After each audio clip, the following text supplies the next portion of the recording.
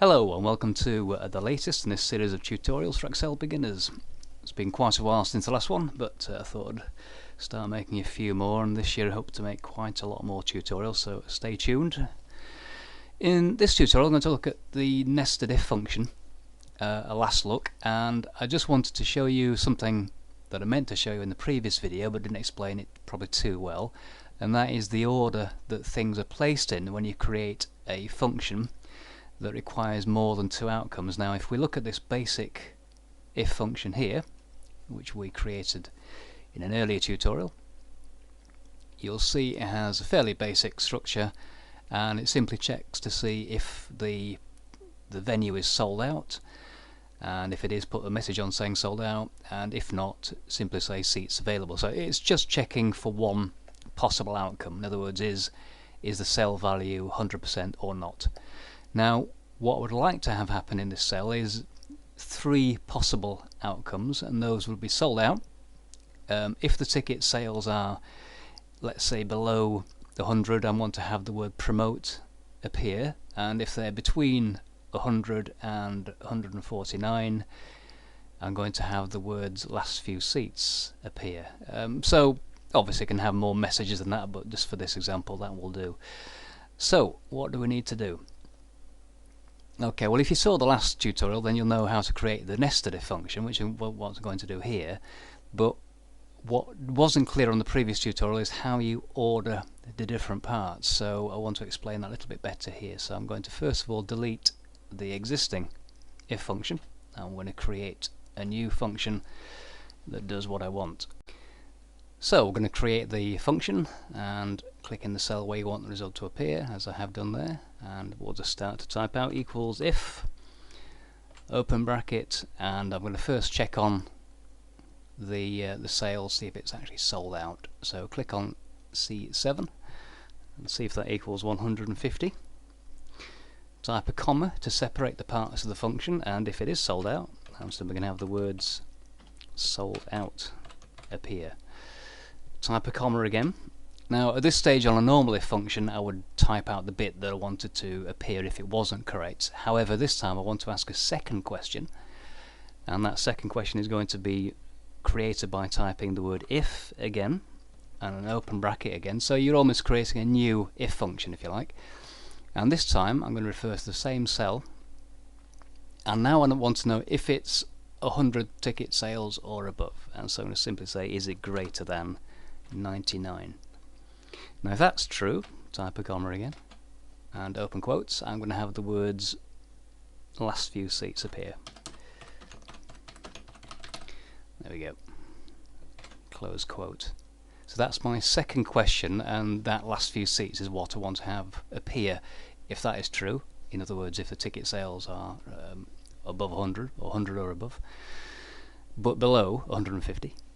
And then the last part is simply the message that if neither of those two things are true, what will I have appear? And that will simply be the message to promote. So I'm going to type a comma and then between quotes the word promote to indicate we need to do a bit of work to sell more tickets. Close quote. And then because I've got, if we have a look at the function now, I've got an open bracket for the first if function. I have an open bracket for the second if function. And so I need to type two close brackets at the end. I know I covered that previously, but it's worth remembering that you need to match the closing bracket or the closing parentheses to your opening parentheses. Otherwise it won't work. I think Excel pops up a message and might even do it automatically for you anyway, but it's good practice to try and remember to do it yourself. That's my advice anyway. Okay, so I'm going to press enter, see if it works. Now we get the message sold out appearing there, and so I'm going to try a few different variations. What if we've only sold 50 tickets? What do we get? We get the word promote appear. If we sell 100 tickets, we get the message last few seats, and if we sell 150 tickets, we get the message sold out. So that's actually working quite nicely. Now if we go back to look at the function, the thing I wanted to emphasize was the order in which I've asked those questions. So the first question is, have we sold out? The second question is it 100 sales or above, but obviously below 150, and the final question is essentially, is it below 100, i.e. 1 to 9 or 0 to 99. So if I change the order of those things, will it change the outcome of the function? Does it matter? Well, the answer is yes, it does, but I want to create a function where I put the order the wrong way around, and you'll see a little bit better how it can go wrong. So I'm going to go to the next cell down. I'm going to create a new function. So equals if, and again click on C8 because I'm in the next row, and this time I'm going to see if it's maybe above 99 first of all. So is C8 greater than 99? Type a comma, and my message there was last few seats. Close quote, type a comma again. And now I'm going to do the second part of my nested if, which is to type if again, open bracket again, click on the relevant cell C8, and this time I'll see if it's sold out. So is it equal to 150? Type a comma, and we're going to type sold out. Obviously, so you can see it not sold hour, that's sold out. So you can see it's subtly different. I've just reversed the first two questions, and then the final part again will be to have the word promote appear, close bracket, twice. Okay, press enter. Okay, well, it seems to be working at the moment because it says promote for tickets sold 95. Okay, what about if we get to 100 sales? We get last few seats, that's wonderful. And what if we sell out? Right, okay, well that's obviously gone wrong there because it still says last few seats.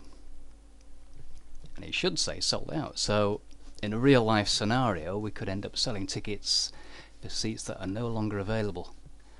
A disaster. So why has that one not worked? The simple answer is, if you look at it logically, you will see that Excel has done what we asked it to. We said, is C8 greater than 99? And if so, put the words last few seats in there. So if you think about it, it will never ever bother to check if it's 150, because 150 is obviously above 99.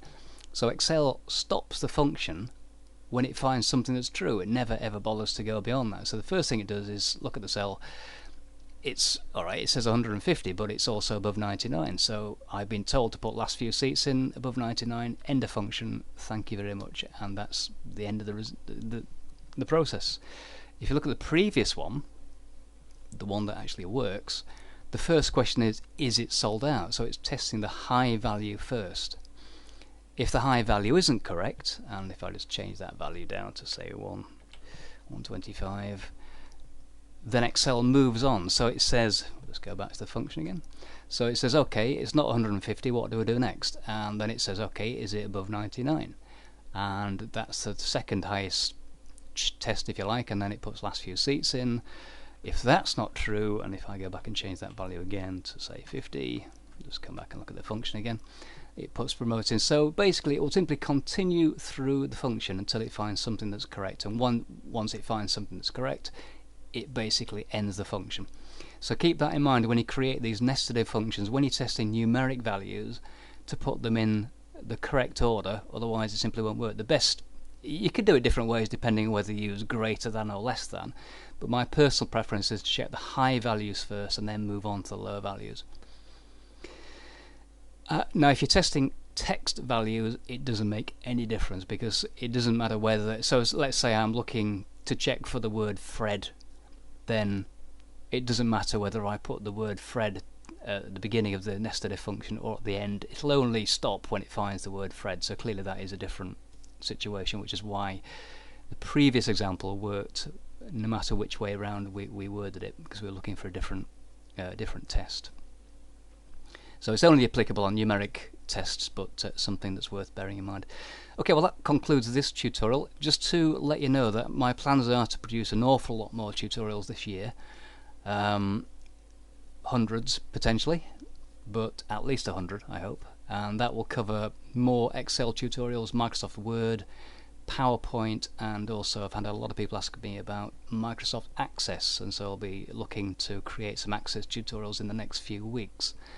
I'll also be looking at other software programs, including Photoshop and one or two others which I haven't decided yet. But if you have any particular requests, then by all means put them in the comments section below this video, or you can send me a message directly, I don't mind which, and I will add it to my list of things to look at.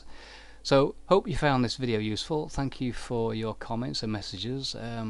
by all means keep subscribing, and I hope to see you in the next video.